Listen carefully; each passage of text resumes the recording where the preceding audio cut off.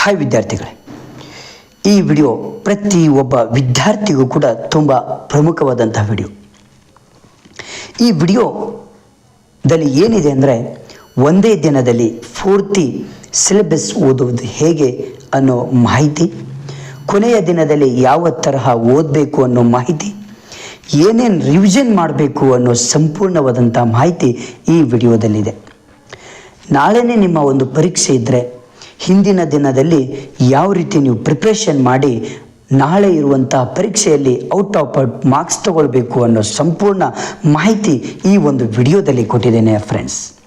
ಹಾಗಾಗಿ ಇದು ಪ್ರತಿಯೊಬ್ಬ ವಿದ್ಯಾರ್ಥಿಗೂ ಕೂಡ ತುಂಬ ಪ್ರಮುಖವಾದಂಥ ವಿಡಿಯೋ.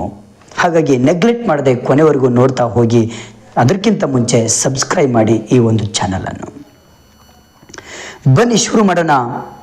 ನೋಡಿ, ಈ ಒಂದು ಸ್ಟಡಿ ಮಾಡಬೇಕು ಅಂದರೆ ನೀವು ನಾಳೆ ಅಂತ ಒಂದು ಪರೀಕ್ಷೆ ಇದ್ದಾಗ ಹಿಂದಿನ ದಿನ ಯಾವ ರೀತಿ ಒಂದು ಟಾಪರ್ ಆಗಿ ಔಟ್ ಆಫ್ ಮಾರ್ಕ್ಸ್ ತಗೊಳ್ಬೇಕು ಅಂದರೆ ಇಲ್ಲಿ ಕೊಟ್ಟಂತಹ ಒಂದು ಪ್ರಾಪರ್ ಪ್ಲ್ಯಾನಿಂಗ್ 3 ಟಿಪ್ಸ್ಗಳನ್ನು ನೀವೇನು ಮಾಡಬೇಕು ಅಂದರೆ ಇಲ್ಲಿ ನೀವು ಫಾಲೋ ಮಾಡಬೇಕಾಗತ್ತೆ. ಹೌದಾ? ಹಾಗಾದರೆ ಈ ಫಾಲೋ ಮಾಡಿದರೆ ಮಾತ್ರ ನೀವೇನು ಮಾಡ್ಬೋದು, ಒಂದು ಒಳ್ಳೆಯ ಅಂಕಗಳನ್ನು ತೆಗೆದುಕೊಳ್ಬೋದು. ನೋಡಿ, ಈ ಒಂದು ನಮ್ಮ ದೇಶದಲ್ಲಿ, ಈ ಪ್ರಪಂಚದಲ್ಲಿ ಎಷ್ಟೋ ವಿದ್ಯಾರ್ಥಿಗಳಿದ್ದಾರೆ. ಆ ವಿದ್ಯಾರ್ಥಿಗಳ ಒಂದೇ ಒಂದು ಸಮಸ್ಯೆ ಏನಾಗಿರುತ್ತೆ ಅಂದರೆ, ತುಂಬ ಹಾರ್ಡಾಗಿ ಸ್ಟಡಿ ಮಾಡ್ತಿರ್ತಾರೆ, ನೋಟ್ಸ್ ಕ್ರಿಯೇಟ್ ಮಾಡ್ತಿರ್ತಾರೆ, ಎಲ್ಲ ರೀತಿಯಲ್ಲಿ ಸ್ಟಡಿ ಮಾಡ್ತಾ ಇರ್ತಾರೆ, ತುಂಬ ಪ್ರಾಮಾಣಿಕತೆಯಿಂದ ಸ್ಟಡಿ ಮಾಡ್ತಿರ್ತಾರೆ. 24 ಅವರ್ಸಲ್ಲಿ 18 ಅವರ್ಸ್ ಕೂಡ ಸ್ಟಡಿ ಮಾಡುವಂಥ ವಿದ್ಯಾರ್ಥಿಗಳು ಇವತ್ತು ನಮ್ಮ ಕಣ್ಣು ಮುಂದೆ ಉದಾಹರಣೆಯನ್ನು ತಗೊಳ್ಬೋದು. ಇಂತಹ ಒಳ್ಳೆಯ ವಿದ್ಯಾರ್ಥಿಗಳಿಗೂ ಕೂಡ ಒಂದೊಂದು ಸಾರಿ ಏನಾಗ್ತದೆ ಅಂದರೆ ಮೈಂಡ್ ಬ್ಲ್ಯಾಂಕ್ ಆಗಿ ಈ ಮಾರ್ಕ್ಸ್ಗಳು ಕಡಿಮೆ ಬರುವಂಥ ಸಂಭವ ಇರುತ್ತೆ. ಹೌದಲ್ವಾ? ಎಷ್ಟೋ ವಿದ್ಯಾರ್ಥಿಗಳು ಆ ಸ್ಟಡಿಯಲ್ಲಿ ಕಡಿಮೆ ಮಾರ್ಕ್ಸ್ ಬರುವುದರಿಂದ ಎಷ್ಟೋ ವಿದ್ಯಾರ್ಥಿಗಳು ಚಿಂತೆಗೆ ಈಡಾಗಿಬಿಡ್ತಾರೆ. ಇದು ಏನಪ್ಪ ಅಂದರೆ ಈ ರೀತಿ ಆಗಬಾರ್ದು ಅಂದರೆ ನೀವು ಈ ವಿಡಿಯೋವನ್ನು ಕೊನೆಯವರೆಗೂ ನೋಡಬೇಕಾಗತ್ತೆ.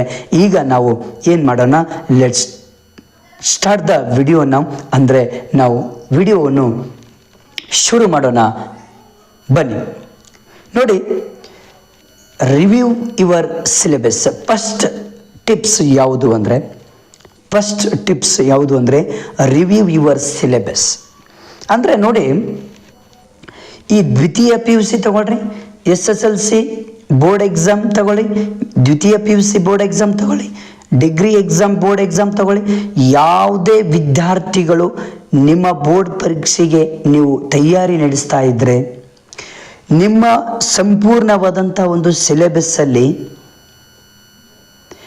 30 and 40% ಸಿಲೆಬಸ್ಸಿಂದ 70% ಮಾರ್ಕ್ಸ್ ಇರುತ್ತೆ. ನೆನ್ಪಿಟ್ಕೊಳ್ರಿ. ಯಾವುದೇ ಒಂದು ಬೋರ್ಡ್ ಪರೀಕ್ಷೆ ಆಗಲಿ, ಯಾವುದೇ ವಿದ್ಯಾರ್ಥಿಗಳು ನಿಮ್ಮ ಪರೀಕ್ಷೆಯನ್ನು ಬರೀಬೇಕಾದ್ರೆ, ನೀವು 6 ಸಬ್ಜೆಕ್ಟಿಗೆ ಪರೀಕ್ಷೆಯನ್ನು ಬರೀಬೇಕಾದ್ರೆ 6 ಸಬ್ಜೆಕ್ಟಿಂದ ಇರುವಂಥ ಸಿಲೆಬಸ್ 30-40% ಸಿಲೆಬಸ್. ಆ ಒಂದು ಸಿಲೆಬಸ್ಸಿಂದ ಎಷ್ಟು ಮಾರ್ಕ್ಸ್ಗಳು ಬರುತ್ತೆ ಅಂದರೆ 70% ಮಾರ್ಕ್ಸು ಆ ಒಂದು ಸಿಲೆಬಸ್ಸಿಂದ ಬರ್ತಾ ಇರುತ್ತೆ. ಇಂಪಾರ್ಟೆಂಟ್ ಇದೆ, ಯಾಕಂದರೆ ತುಂಬ ಇಂಪಾರ್ಟೆಂಟ್. ಹಾಗಾಗಿ ಲಾಸ್ಟ್ 5 ಇಯರ್ಸ್ ಓಲ್ಡ್ ಕ್ವಶನ್ ಪೇಪರ್ಗಳನ್ನು ನೀವೇನು ಮಾಡಬೇಕು ಅಂದರೆ ಮೊಟ್ಟ ಮೊದಲು ನೀವು ಪ್ರಿಪೇರ್ ಮಾಡ್ಕೊಳ್ಬೇಕು. ಅಂದರೆ ಲಾಸ್ಟ್ 5 ಇಯರ್ಸ್ ಓಲ್ಡ್ ಕ್ವಶನ್ ಪೇಪರ್ಗಳನ್ನು ನೀವು ಕರೆಕ್ಟಾಗಿ ಪ್ರಿಪೇರ್ ಮಾಡಿಕೊಂಡು ಸರಿಯಾದ ರೀತಿಯಲ್ಲಿ ನೀವು ಬಿಡಿಸ್ಬಿಟ್ರೆ ನಿಮ್ಮ ಒಂದು ಬೋರ್ಡ್ ಪರೀಕ್ಷೆಯಲ್ಲಿ ಸಂಪೂರ್ಣವಾಗಿ ಏನು ಮಾಡ್ಬೋದು, ಅಂಕಗಳನ್ನು ತೆಗೆದುಕೊಳ್ಬೋದು. ಇದು ಮೊದಲನೆಯ ಟಿಪ್ಸ್ ನಿಮಗೆ ನೀಡ್ತಾ ಇರೋದು. ಈ ಟಿಪ್ಸನ್ನು ನೀವು ಸರಿಯಾದ ರೀತಿಯಲ್ಲಿ ಫಾಲೋ ಮಾಡಬೇಕು. ನೋಡಿ, ದ್ವಿತೀಯ PUC, SLC ಆ್ಯಂಡ್ ಡಿಗ್ರಿ ಪ್ರತಿ ಬೋರ್ಡ್ ಪರೀಕ್ಷೆಗಿರುವಂತಹ ಈ 2023-24 ಒಂದು ಬೋರ್ಡ್ ಪರೀಕ್ಷೆಯ ಬ್ಲೂ ಪ್ರಿಂಟ್ಗಳನ್ನು ನಾನು ಬಿಟ್ಟಿದ್ದೇನೆ ಇದೇ ವಿಡಿಯೋದಲ್ಲಿ. ಆ ಬ್ಲೂ ಪ್ರಿಂಟ್ ಪ್ರಕಾರನೇ ನೀವು ಹೋಗಿ, ಯಾಕಂದರೆ 30 and 40% ಸಿಲೆಬಸ್, ಯಾವ ಸಿಲೆಬಸ್ಸಲ್ಲಿ ಎಷ್ಟು ಮಾರ್ಕ್ಸ್ಗಳು ಇದ್ದಾವೆ, ಯಾವ ಲೆಸನ್ ತುಂಬ ಇಂಪಾರ್ಟೆಂಟ್ ಇದೆ, ಅಂತಹ ಲೆಸನ್ಸ್ಗಳನ್ನು ನೀವು ಸರಿಯಾದ ರೀತಿಯಲ್ಲಿ ಸ್ಟಡಿ ಮಾಡಿ. ಮೊದಲು ಅದನ್ನು ನೀವು 30 and 40% ಸಿಲೆಬಸ್ಸನ್ನು ಕವರ್ ಮಾಡ್ಕೊಂಡ್ಬಿಟ್ರೆ ನೀವು ಈಸಿಯಾಗಿ ಎಷ್ಟು ತಗೊಳ್ಬೋದು ಅಂದರೆ ನೀವು 70% ಮಾರ್ಕ್ಸ್ ನಿಮ್ದಾಗಿಬಿಡುತ್ತೆ. ಇದು ಮೇನ್ ಇಂಪಾರ್ಟೆಂಟ್ ಟಿಪ್ಸ್. ಇದು ನೆಕ್ಸ್ಟ್ ಟಿಪ್ಸಿಗೆ ಹೋಗೋಣ ಬನ್ನಿ. ರೀಡ್ ಈಸಿ ಇದು ಸೆಕೆಂಡ್ ಟಿಪ್ಸ್ ಇರೋದು ನಿಮಗೆ. ಇದು ಮೇನ್ ಇಂಪಾರ್ಟೆಂಟ್. ಹೇಗೆ ಅಂದರೆ ಇಲ್ಲಿ hard work and smart work ಅಂತ ನೀವು ಮಾಡಬೇಕಾಗತ್ತೆ. ನೋಡಿ, ರೀಡ್ ಈಸಿ ಅಂದರೆ ಇಲ್ಲಿ ಮುಖ್ಯವಾಗಿ ಎಷ್ಟೋ ವಿದ್ಯಾರ್ಥಿಗಳು ಏನು ಮಾಡ್ತಾರೆ ಅಂದರೆ ಮೊದಲು ಪ್ರತಿ ವಿಷಯಗಳನ್ನು ತೆಗೆದುಕೊಂಡು ಕಠಿಣ ಇರುವಂತಹ ಒಂದು ಪ್ರಶ್ನೆಗಳನ್ನು ಓದಲಿಕ್ಕೆ ಹೋಗಿಬಿಡ್ತಾರೆ.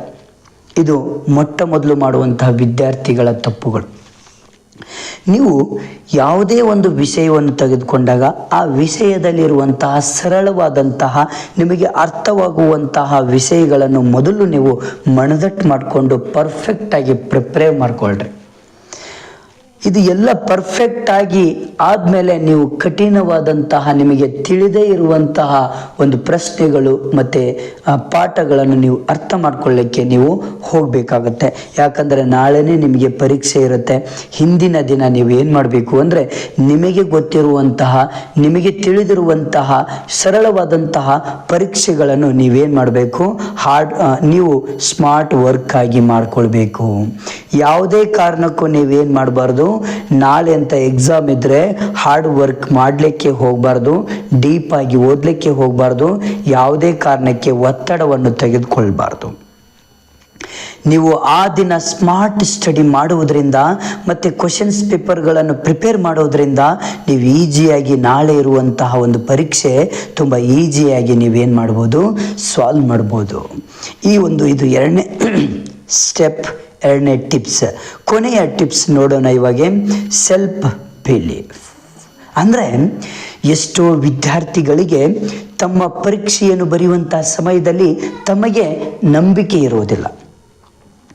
ಅಂತಹ ವಿದ್ಯಾರ್ಥಿಗಳು ನೀವು ಬರೆಯುವಂತಹ ಪರೀಕ್ಷೆ ನಿಮ್ಮ ಮೇಲೆ ನಿಮಗೆ ನಂಬಿಕೆ ಇರಬೇಕು. ಮೇನ್ ಇಂಪಾರ್ಟೆಂಟ್, ನಿಮ್ಮ ಮೇಲೆ ನಿಮಗೆ ನಂಬಿಕೆ ಇದ್ದಾಗ ನೀವು ಬರೆಯುವಂತಹ ಒಂದು ಪರೀಕ್ಷೆ ಪಾಸಿಟಿವ್ ಆಗಿ ನಿಮಗೆ ರಿಸಲ್ಟ್ ಬರುತ್ತೆ, ನಿಮಗೆ ಒಳ್ಳೆಯ ಅಂಕಗಳನ್ನು ತಂದು ಕೊಡುತ್ತೆ. ನಮ್ಮ ಮೇಲೆ ನಮಗೆ ನಂಬಿಕೆ ಇಲ್ಲಾಂದರೆ, ನಾವು ಓದಿದ್ದನ್ನು ನಮಗೆ ನೆನಪು ಬರಲಿಲ್ಲ ಅಂದರೆ, ನಾವು ಓದಿದ್ದಷ್ಟು ನಮಗೆ ನಂಬಿಕೆ ಇಲ್ಲ, ನಾವು ಬರೆಯುವುದಿಲ್ಲ, ನನಗೆ ಬರೀಲಿಕ್ಕೆ ಆಗೋದಿಲ್ಲ ಅನ್ನೋ ಒಂದು ನೆಗೆಟಿವ್ ಥಿಂಕ್ ನಿಮ್ಮಲ್ಲಿದ್ದರೆ ನೀವು ನಿಜವಾಗ್ಲೂ ಕೂಡ ಎಷ್ಟು ಓದಿದರೂ ಕೂಡ ವೇಸ್ಟ್ ಆಗುತ್ತೆ, ನೀವು ಫೇಲ್ ಆಗುವಂಥ ಸಂಭವ ಇರುತ್ತೆ. ಹಾಗಾಗಿ ನೀವು ಮೇನ್ ಇಂಪಾರ್ಟೆಂಟ್ ಆಗಿ ಯಾವಾಗಲೂ ನೀವು ನಂಬಿಕೆಯಿಂದ ಹೋಗಿ ನಿಮ್ಮ ಮೇಲೆಗೆ ಸೆಲ್ಫ್ ಬಿಲೀವ್ ಇಟ್ಕೊಳ್ರಿ. ನಿಮ್ಮ ಮೇಲೆ ನಂಬಿಕೆ ಇಟ್ಕೊಂಡು ನೀವು ಪರೀಕ್ಷೆಯನ್ನು ಎದುರಿಸಿ, ಆಗ ನೀವು ಪರೀಕ್ಷೆಯಲ್ಲಿ ಸಂಪೂರ್ಣವಾಗಿ ನೀವು ಒಳ್ಳೆಯ ಅಂಕಗಳನ್ನು ತಗೊಂಡು ಟಾಪರ್ ಆಗಲಿಕ್ಕೆ ಸಾಧ್ಯ ಆಗುತ್ತೆ. ಇದು 3 ಸ್ಟೆಪ್ಸ್ಗಳನ್ನು 3 ಟಿಪ್ಸ್ಗಳನ್ನು ಫಾಲೋ ಮಾಡಿ, ಯಾವುದೇ ಕಾರಣಕ್ಕೂ ನೆಗ್ಲೆಕ್ಟ್ ಮಾಡಲಿಕ್ಕೆ ಹೋಗಬೇಡಿ. ಓಕೆ, ಇದು ನನ್ನ ಒಂದು ವಿಡಿಯೋ. ನಿಮ್ಮ ಒಂದು ಭವಿಷ್ಯವನ್ನು ರೂಪಿಸುವುದಕ್ಕೆ, ನಿಮ್ಮ ಭವಿಷ್ಯವನ್ನು ನಿಮ್ಮ ಒಂದು ವಿದ್ಯಾರ್ಥಿಯ ಒಂದು ಜೀವನದಲ್ಲಿ ಒಂದು ಸಕ್ಸಸ್ಫುಲ್ ಆಗೋದಕ್ಕೆ ನನ್ನ ಸಣ್ಣ ಕಾಣಿಕೆ ಇದು. ಹೀಗಾಗಿ ನಿಮ್ಮ ಫ್ರೆಂಡ್ಸಿಗೆ ಶೇರ್ ಮಾಡಿ, ಹಾಗೆ ನಿಮ್ಮ ಕಮೆಂಟ್ ಮುಖಾಂತರ ಯಾವುದಾದ್ರೂ ನಿಮಗೆ ವಿಡಿಯೋ ಬೇಕು ಅಂದರೆ ತಿಳಿಸಿ, ಅದನ್ನು ಹಾಕೋಣ. ಸಬ್ಸ್ಕ್ರೈಬ್ ಮಾಡಿ, ನಿಮ್ಮ ಫ್ರೆಂಡ್ಸಿಗೆ ಶೇರ್ ಮಾಡಿ. ನನ್ನ ಒಂದು ಚಾನಲಲ್ಲಿ ಪ್ರತಿಯೊಂದು ವಿಡಿಯೋಸ್ಗಳಿದ್ದಾವೆ. Okay, thank you friends, thank you. All the best for all students. Okay, thank you friends.